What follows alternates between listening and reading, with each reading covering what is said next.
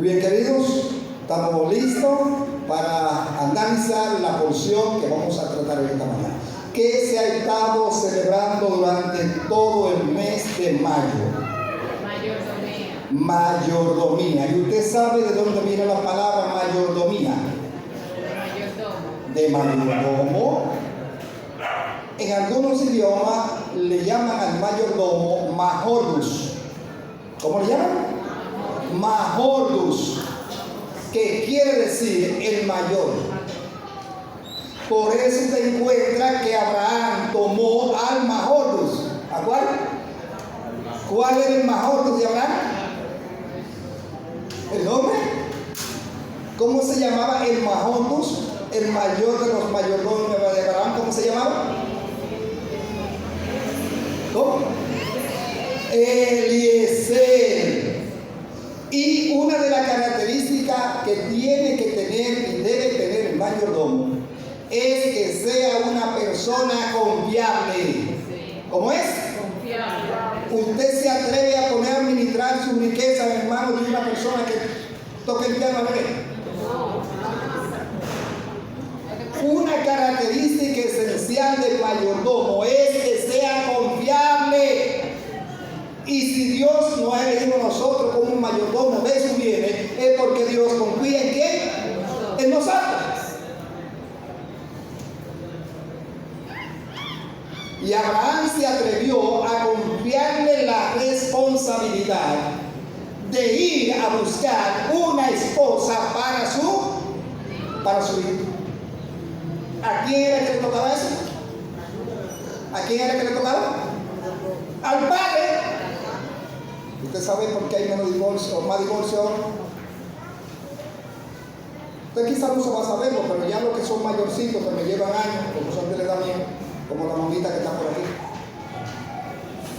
Ustedes saben que los compromisos de antes entre un joven y una joven no lo hacían ellos. ¿Aló? Atención a los que son viejos. El compromiso entre una joven y un joven no lo hacían ellos. Si no iba el papá o el hermano más viejo, no había nada. Era así. Era un compromiso entre familia. Y Abraham tomó a su mayordomo más viejo, que en lugar de ir a Abraham, él lo mandó a él porque él confiaba en su mayordomo. Y le dijo: mira, prométeme, júrame de que tú no vas a tomar mujer para mi hijo de tal y tal y tal. Antes los viejos decían: tú te vas a casar con el hijo de mi compadre. ¿Cómo era? ¿Cómo era? Con el hijo de mi compadre.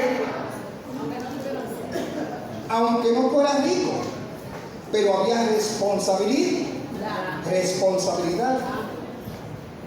Hasta el punto que yo conocí que la yerna le besaba la mano a la suegra.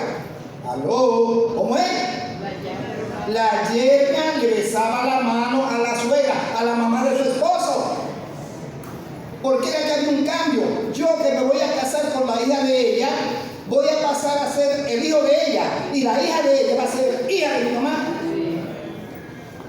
Y usted nota que para una persona divorciarse anteriormente, eso había que romper muchos platos.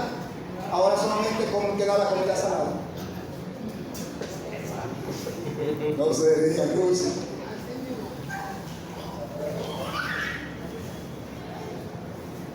Dios nos ha elegido a nosotros mayordomo de sus bienes. Y si Dios nos ha elegido mayordomo, entonces ¿quién es el dueño? Dios. ¡Ay, papá! ¿Y por qué a veces usted escucha expresiones como esta, como la gente dice: yo con lo mío hago lo que yo quiero? Yo soy que me gano y cuarto. En lo mío no necesito. De Jehová es la tierra y su plenitud, el mundo y lo que en él habita. Y si yo le preguntara de qué usted es dueño, ¿qué usted me diría? ¿De qué usted es dueño? ¡De nada!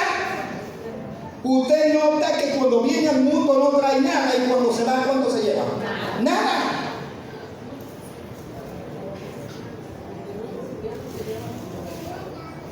El tema para esta mañana lleva como título: con la ofrenda y cómo ofrenda. ¿Cómo que dice? Con la ofrenda y cómo ofrenda. Si vamos al capítulo 4 del libro de Génesis, nosotros vamos a encontrar apoyo en lo que estoy diciendo. Libro de Génesis, capítulo 4. Vaya a su Biblia. Vaya a su Biblia. Y oiga lo que dice, pues allí usted conoce el relato. Lo que quizá hay alguno detallito que usted no lo ha escuchado nunca, pero usted ha leído el relato. Pero vamos a ver. Adán conoció a su esposa. ¿Cómo que la conoció si fue Dios que la casó? ¿Y cómo yo me voy a casar con una persona que yo no conozco? Explíqueme. ¿Cómo yo me voy a casar con una persona que yo no conozco? Y ahora la cita me está diciendo que Adán conoció a su esposa Eva. Y la pregunta que yo haría es: ¿quién realizó la ceremonia matrimonial de Adán y Eva? Dios. Y ahora, ¿por qué el texto me dice y conoció a Adán a su esposa Eva?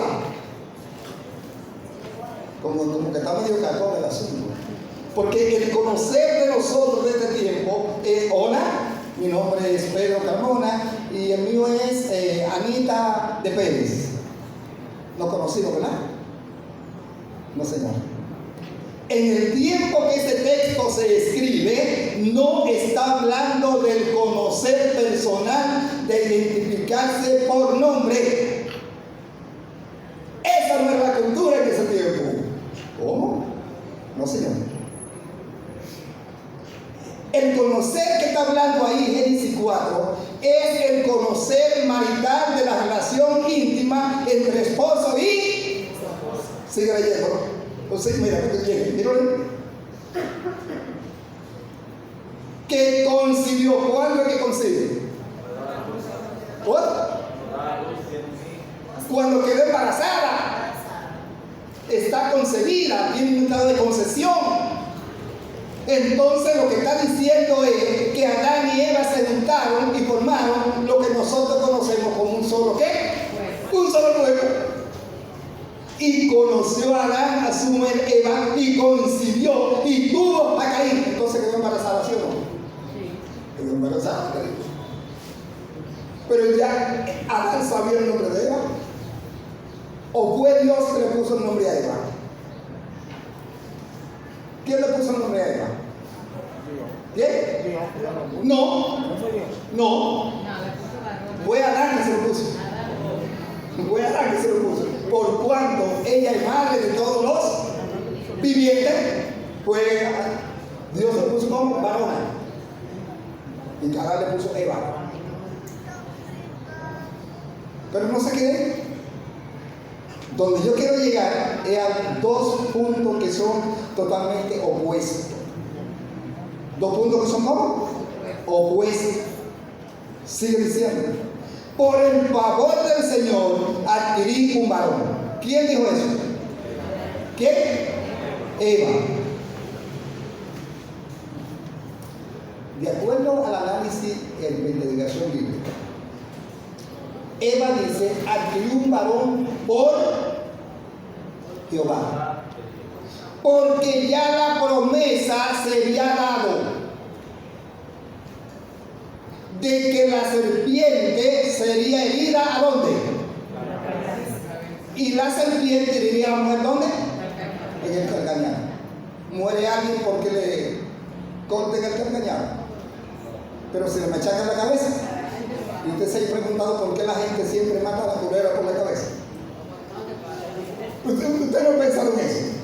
Usted la puede quebrar, pero ¿a dónde usted termina? Mire, señor, ejemplo de historia, eso es así.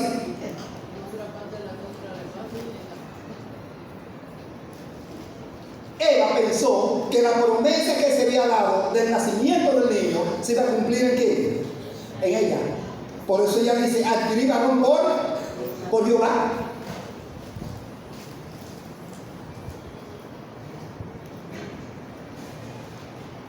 Sigue diciendo Andrés: andando el tiempo, No, el 2. Después tuvo a su hermano Abel. Note que aquí cambia el término de hablar. Mientras que con Caín dice adquirido varón por Jehová, entonces mire que dice el versículo 2. Después tuvo a su hermano Abel. ¿Quién? Era. Y Abel fue pastor de ovejas. ¿Y Caín fue qué? Labrador de la tierra. 3. Andando el tiempo, Caín. ¿Por qué dice andando el tiempo? Muy bien, muy bien. No fue de una vez. Andando el tiempo, está diciendo que pasaron años. Porque un niño recién nacido no puede llevar ofrenda. Dígame. Dice, andando el tiempo, muy clarito, Caín trajo del fruto de la tierra una ofrenda al Señor. A su vez, Abel trajo de los primogénitos de sus ovejas con su gordura, y el Señor miró con agrado a Abel y su ofrenda. Y aquí vamos cayendo en el terreno que queremos llegar. ¿Cómo nos interesa más venir delante de Dios? ¿Con la ofrenda o como ofrenda? Meditemos en eso, queridos. La semana pasada una hermana no fue a la iglesia.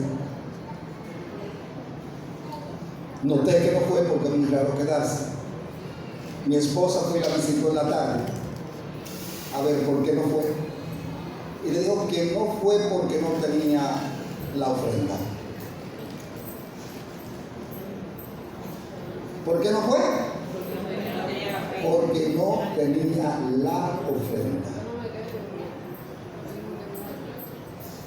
Y en el análisis que estamos teniendo, note que la palabra de Dios dice que Dios miró a Abel y en gramática es una preposición copulativa.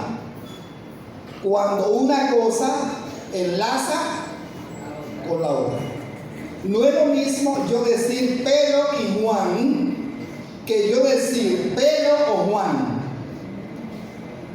Repito. No es lo mismo yo decir Pedro y Juan y decir Pedro o Juan. Son dos preposiciones gramaticales. O es uno o el otro. Y es Pedro y Juan. Suena como parecido, ¿verdad? Pero van los dos. Cuando yo digo Pedro o Juan, ¿cuánto van? Uno. Uno de los dos ahí, o Juan. Aquí dice que no miró con agrado a Caín y su ofrenda. ¿Quién estaba primero para Dios? ¿La ofrenda o Caín? Aquí hay problema, hermanos. Porque Caín fue con la ofrenda.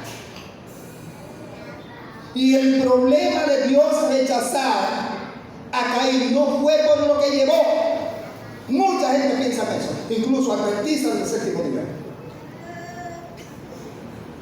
Y eso no es así. Porque si yo estoy diciendo que Dios no aceptó a Caín por lo que llevó, entonces estoy diciendo que Dios es un Dios necesitado de lo que le lleve. Y hay que quitarme el texto de Salmo 24:1. Y hay que quitarme el texto de Ageo 4:8. ¿Qué dice Ageo 8?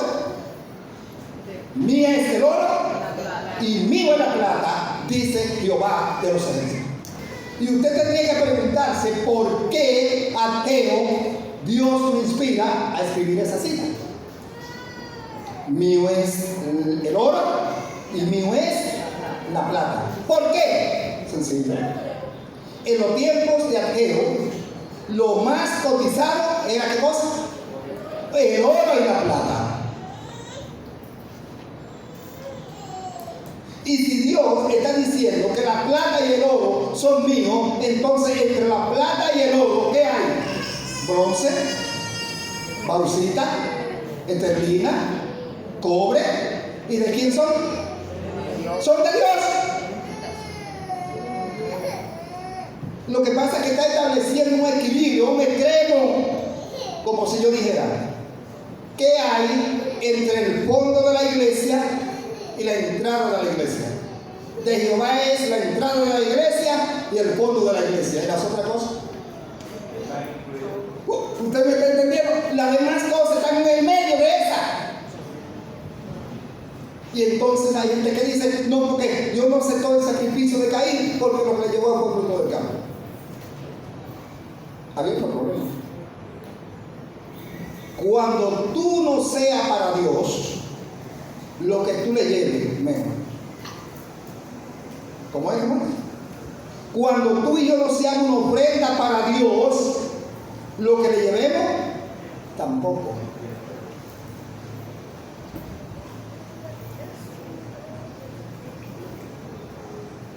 Y en segundo lugar, el sacrificio que Caín llevó desvirtuaba el significado. ¿Cómo? ¿Usted había escuchado eso así? Lo que Caín llevó desvirtuaba, no representaba la realidad. Porque el sacrificio de cordero era el símbolo de Cristo que moriría como el cordero de Dios que quita. Ahí está el problema. ¿Puede usted ponerme un sacrificio y escuchándome yuca en un altar?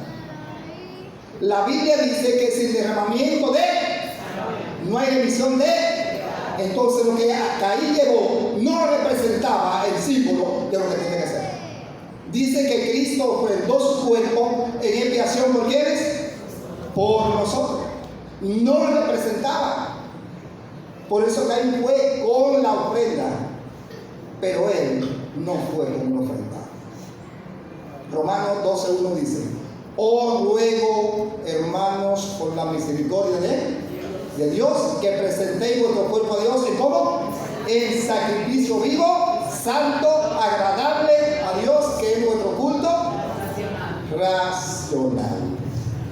Así es que ante esa situación de Caín querer someter a Dios a él, entonces Dios no le aceptó el sacrificio y no miró Dios con agrado a Caín y su ofrenda.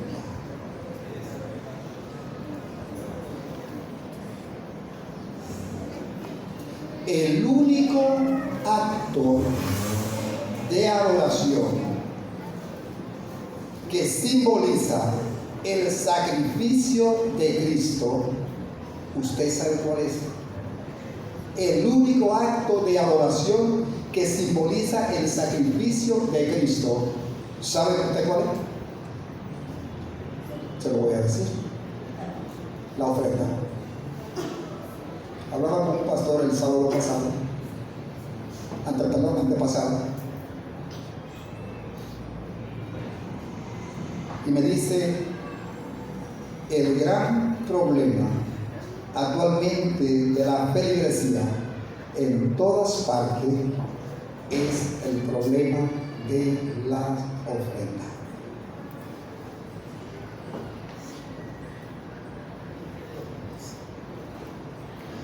Porque usted, nadie o ninguno de nosotros da el diezmo, ninguno. Yo sé que ustedes solo están aprendiendo un bombillito por allá adentro. Ninguno de nosotros, querido, da el diezmo. ¿Por qué? ¿Por qué ninguno de nosotros da el diezmo? Muy bien, hermano. Eso no se da. Eso se devuelve. Y lo que tú devuelves, ¿de quién es? ¿Del dueño? Mire, vecina, su pico. ¿Por qué usted se lo está devolviendo? ¿Porque era de la vecina? Entonces el diezmo no se da, queridos. Yo no doy el diezmo, ninguno del diezmo. Nosotros se lo devolvemos a Dios, porque de Jehová es la tierra y ¿qué más? El mundo y lo que en él, lo que en él.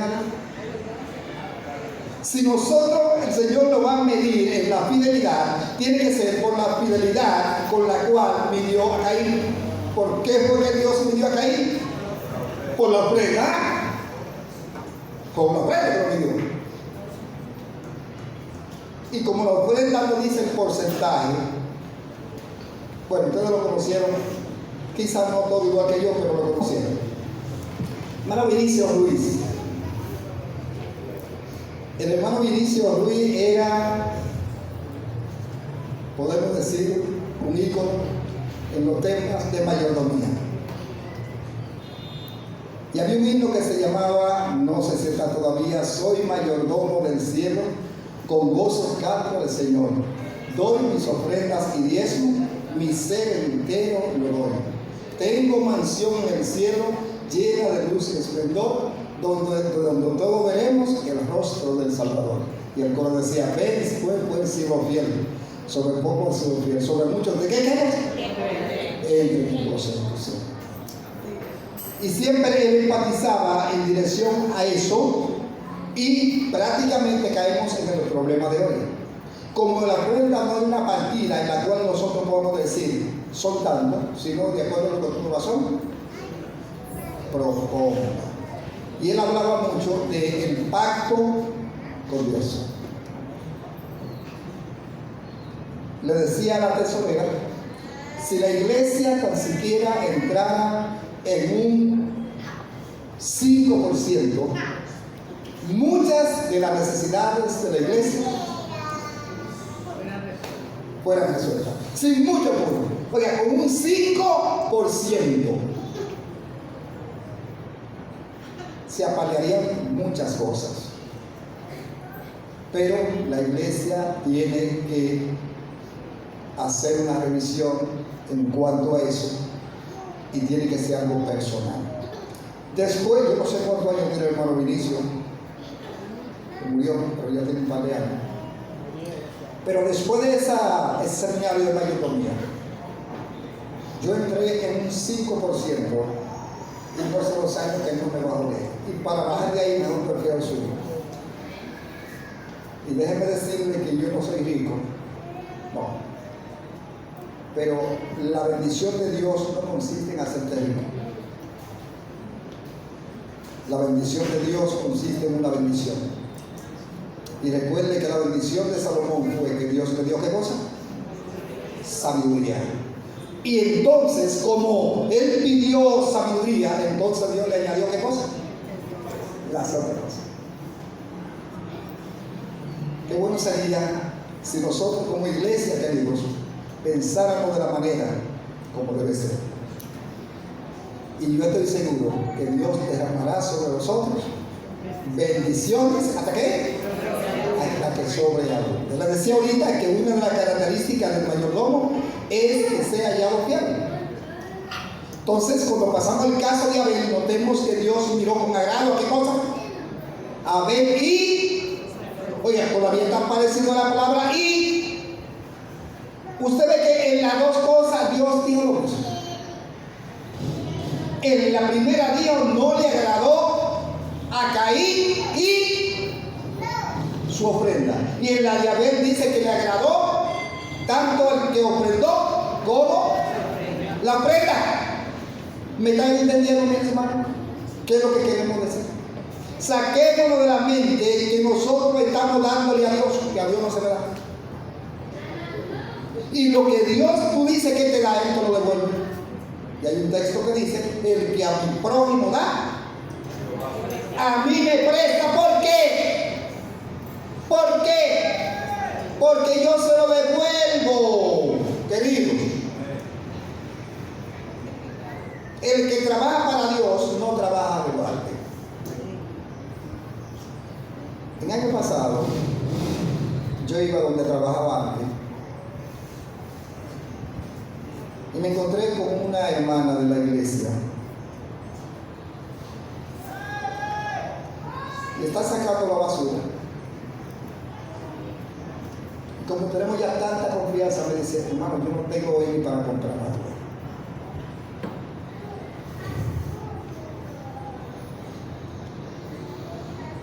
Me metí la mano en los bolsillos Digo, mira hermano, no me compré algo. Me fui al trabajo. Regresé por la misma dirección. Imagínate. Como a 4 metros de donde yo lo encontré en la mañana, me encontré algo. Y fue un joven que estuvo en el colegio. Cuando él me vio, se sintió bastante contento. Yo también. Y me dice, ¿y dónde usted está? Digo, mijo, yo estoy aquí como los carros de concho. Va. Así me encanta mucho para acá. Va. A ver, dice, pero dígame. Digo, no, estamos aquí, vengo de la noche. Él se introduce la mano en el bolsillo de él y la entra en el mío. Si yo voy a tener unos chelitos por ahí, se los saco rápido. O si voy a ser una persona de mala. Pero imagínense, esos muchachos del colegio conmigo, bueno, hermano Leodoro está ahí. Esos muchachos conmigo eran locos. Por digresión, yo no revisé lo que me echó en el bolsillo. Cuando llego a la casa, que me entro la mano en los bolsillos, me echó un billete de 2,000 pesos.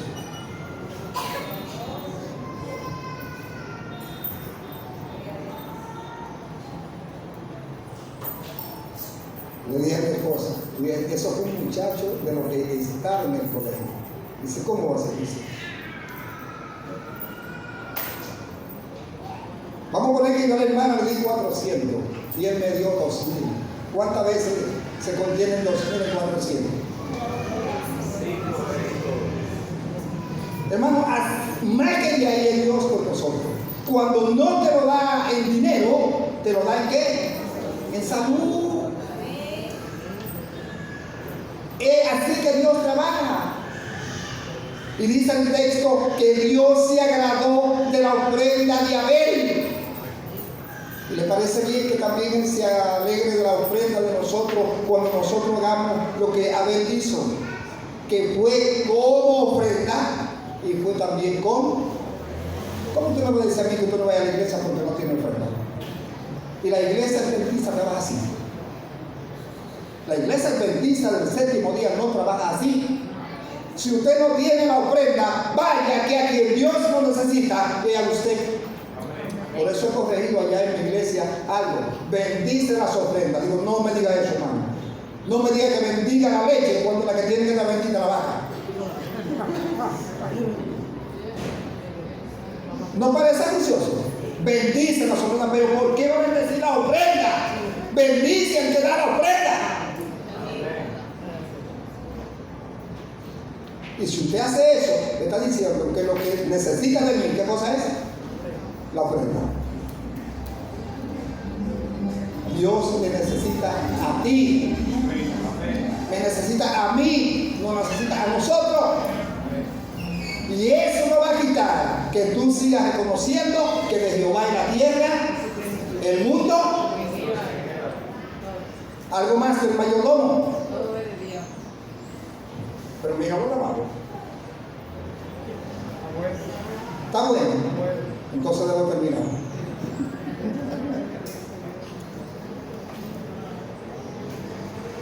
Abraham, Noé, me llama a mí la vida de Noé como mayordomo de Dios, y el mayordomo siempre debe estar dispuesto a hacer lo que dice su dueño. Otra cosa, debe estar dispuesto a hacer lo que diga su dueño. Y la Biblia dice que Noé construyó el arca y la hizo conforme a lo que Dios le dijo. Usted se podría imaginar qué hubiese sucedido si Noé mete otra madera que no había sido madera de acacia. Ahí no había macio, ahí no había roble, ahí no había caoba, ahí no había cedro. ¿Qué es lo que había? Acacia, porque Dios le dijo que era madera de qué? De acacia. ¿Por qué dice acacia? ¿Pero tú sabes por qué Dios le dice que la haga de madera de acacia? Porque tenía que ser una madera que no absorbiera agua. Y la acacia es una madera de resina, guava. Y la guava en el agua mejor se pone verde y no absorbe agua.